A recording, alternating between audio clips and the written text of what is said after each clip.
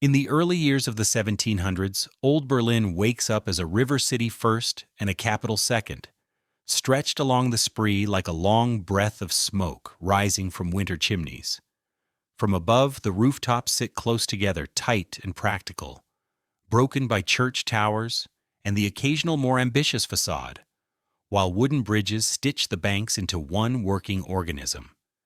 In the pale light, the river carries barges and small boats that feel like moving warehouses, because so much of Berlin's life arrives by water, leaves by water, and is fed by water.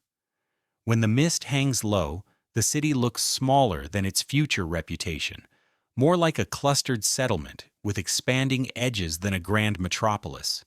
Yet even at this scale, you can sense that something is tightening and organizing itself, as if the streets and people are being gathered into a single purpose. Down at street level, the romance disappears into reality, because Old Berlin in the 1700s is mud, ruts, damp wood, and hard routine. Wheels carve grooves into softened ground, and hooves splash through puddles that reflect crooked beams and plaster walls. The smell is smoke and wet straw and animals, and the sound is carts and voices, and the steady work noise of a city that begins its day before daylight fully arrives. Bakers are already at their ovens, sliding loaves into brick mouths that glow orange, while flour dust floats in the warm air like a small blizzard. Brewers roll barrels and check vats with practiced hands, and butchers sharpen blades that flash briefly before disappearing back into the rhythm of trade. Porters carry crates through narrow alleys and past courtyards, their faces set in the calm exhaustion of men who know that the city runs on their backs. Berlin at this time still feels like several places touching rather than one seamless whole. The Spree divides and connects, and the older cores and newer districts have their own habits, their own angles of streets, their own patterns of noise. In one quarter, lanes feel older and more cramped, with the sense of long memory in the walls. In another, the streets feel straighter, more planned, as if someone drew them with a ruler and then commanded buildings to obey. You can cross an invisible line and notice the difference without anyone telling you, simply by how fast people move, what kind of shops appear, and how quickly strangers are noticed. Yet above these differences, the state is slowly forcing unity, not with poetry, but with paperwork, seals, ledgers, and the simple power to declare what counts as the city. By candlelight, clerks scratch quills across paper and press wax seals into warm red pools that harden into authority. A magistrate's office smells of ink and damp wool, and it is here that the idea of Berlin becomes stronger than the separate pieces that make it up. Decrees are read aloud in public squares, and citizens gather in winter coats, some listening with patience, some with suspicion, many with the guarded expression of people who have learned that new rules often mean new costs. The act of reading a proclamation is not a small thing in Old Berlin. It turns air into law. On those mornings, the crowd is part of the machinery too, because a city is not only built by walls and streets, but by the moment people hear a rule and decide whether to obey, resist, or quietly find a way around it. Old Berlin's population is changing quickly in the early 1700s, and that change shows itself in the market more than anywhere else. The market is where accents mix, where different styles of coats and hats share the same cold wind, where prayer might be whispered in different ways, behind different doors. New residents arrive at the outskirts with carts and bundles, faces tight with worry and determination, stepping into a city that needs them and also watches them. They bring skills that become visible in workshops, the careful rhythm of a loom, the clean cut of leather patterns, the wet sheen of paper pulled from a vat and laid to dry. These are not abstract economic contributions. They are hands, and those hands change what Berlin can produce, what Berlin can sell, and what Berlin can become. Inside a simple church, the mood shifts from the noisy street to quiet restraint. Light falls soft on plain walls. The atmosphere is modest, deliberate, and calm. The contrast matters because in the 1700s, Berlin is learning to hold opposing identities at once. Outside, the city begins to dress itself in Baroque ambition, with construction scaffolding and carved stone details rising where wealth concentrates. Inside some spaces, simplicity dominates, not because people lack imagination, but because their tradition values focus over display. This tension between show and restraint becomes part of Berlin's personality, a city learning to be impressive while remaining disciplined. As the early decades move forward, Berlin becomes more formally organized. Officials meet around maps and argue over boundaries and responsibilities, and the separate districts are pulled into a single administration. To ordinary people, this can feel like nothing has changed, and everything has changed at the same time. The same baker still rises before dawn. The same porter still carries too much weight. The same washerwomen still beat linen in icy river water, yet now there are more forms to fill, more inspections, more reasons to be stopped in the street and asked who you are and why you are here. The state does not only live in palaces, it lives in routines. It lives in the way a guard looks at your cart and decides whether you pass. Soldiers are the most visible symbol of that presence. In open grounds, they drill in synchronized steps, breath visible in the cold, boots sinking slightly into damp earth, voices snapping through the air with a sharpness that makes bystanders straighten without realizing it.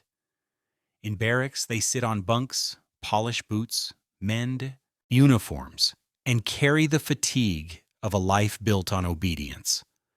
Patrols move through the streets, not always harsh, often simply routine, but routine itself can feel heavy when it is constant. For Berliners, the sight of uniforms becomes as normal as the sight of carts, and that normality changes how people carry themselves. They learn when to look down, when to look away, when to speak softly, and when silence is safer than being right. Work in Old Berlin is shaped by guilds and masters and rules that are as strict as they are practical. In workshops, tools are laid out with a kind of reverence because tools are livelihood. A tailor measures cloth with chalk lines and pins, building coats that must survive winter and satisfy status. A shoemaker fits boots that will walk through mud, through snow, through long days of labor. A blacksmith repairs hinges and forges iron, sparks flying in brief, violent bursts that remind you how close the city's everyday life is to danger.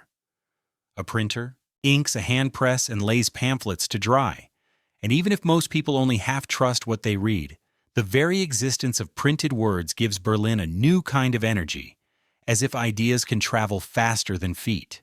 At the center of Berlin's daily tension is money, because money is how the state touches bread, beer, cloth, and fuel. Merchants weigh goods on scales, coins clink, suspicious eyes watch for cheating, and every exchange carries the quiet question of what will be taken in taxes. As the century progresses, that question becomes physically embodied in a ring around the city. The customs and excise wall changes Berlin's relationship with the outside world. It is not built as a grand defensive fortress in the way people might imagine a medieval wall. It functions as a boundary of control, a system of gates and checkpoints designed to tax goods and manage movement. The city's edges become bottlenecks where officials check lists, stamp papers, and inspect sacks and barrels. A cart approaching a gate feels the pressure of authority before it even stops, because the line itself is a warning.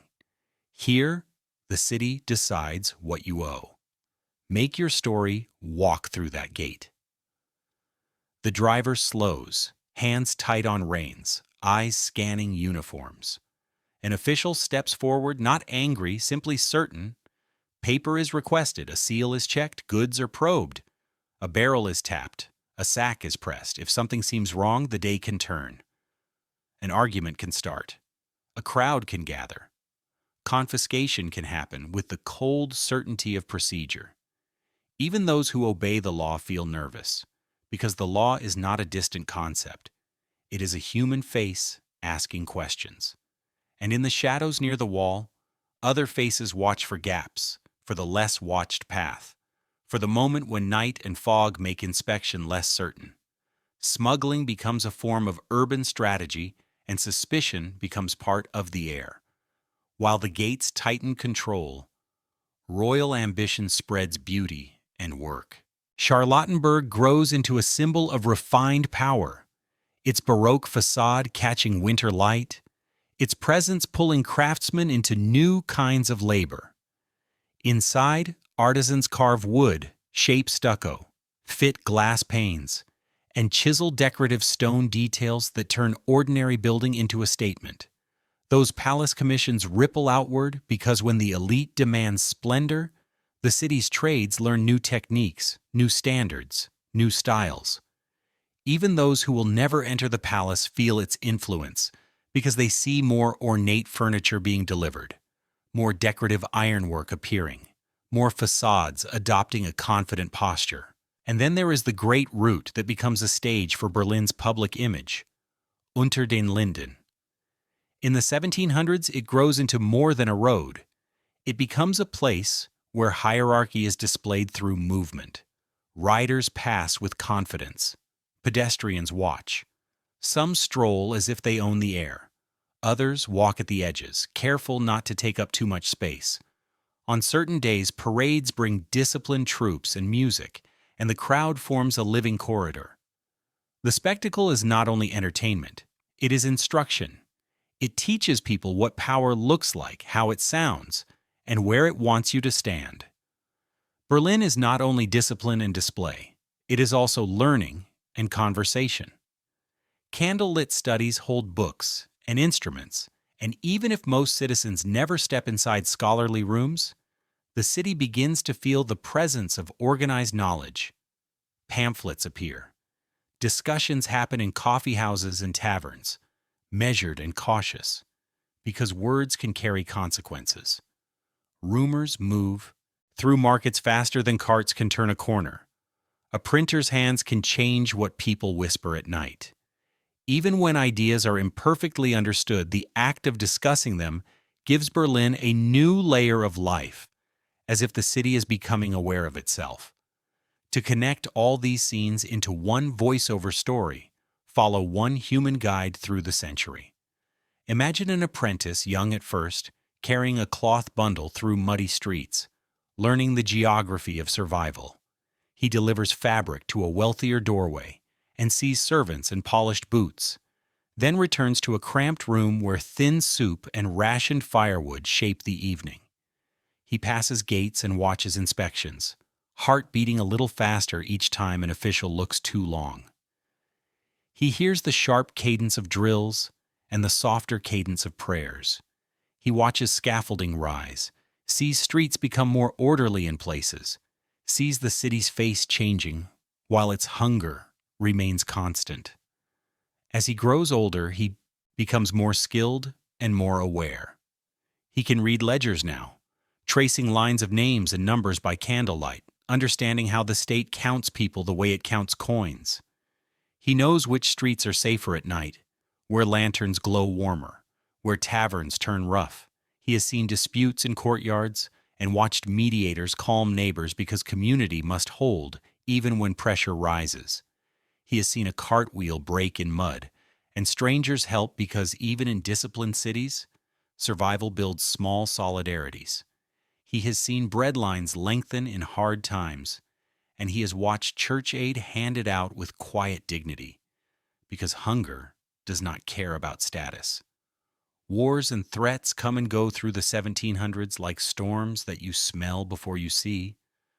Sometimes the pressure is indirect, felt through taxes and recruitment and shortages. Sometimes it becomes terrifyingly direct when foreign forces briefly enter Berlin and the city learns what it means to be a prize. In those moments, Berlin's people do what they have always done. They endure, they adapt, they protect their families, they measure their words, and they watch power pass through their streets like weather that no one can control. Near the end of the century, the apprentice stands by the spree at dusk, older now, posture changed by years of carrying and learning and surviving. The river reflects rows of houses and the glow of lanterns warming stone and plaster. Chimneys smoke into the fading light. In the distance, you can still hear the city's layered soundtrack, hooves on cobbles, a vendor's call, the muffled beat of a drum from some official procession or training ground, the low hum of conversation that never fully stops. Berlin is larger now, busier, more confident in its role, yet still unmistakably itself. A city shaped by work, by control, by ambition, by constant rebuilding, and by ordinary people making daily choices inside a system bigger than any one life. The camera pulls back slowly from the riverbank to the rooftops, from the rooftops to the gates, from the gates to the tree-lined route, where silhouettes move like shadows across history, and you end with the feeling that old Berlin in the 1700s was not a single moment, but a long transformation, one that turned mud and paper and discipline and craft into the identity of a capital.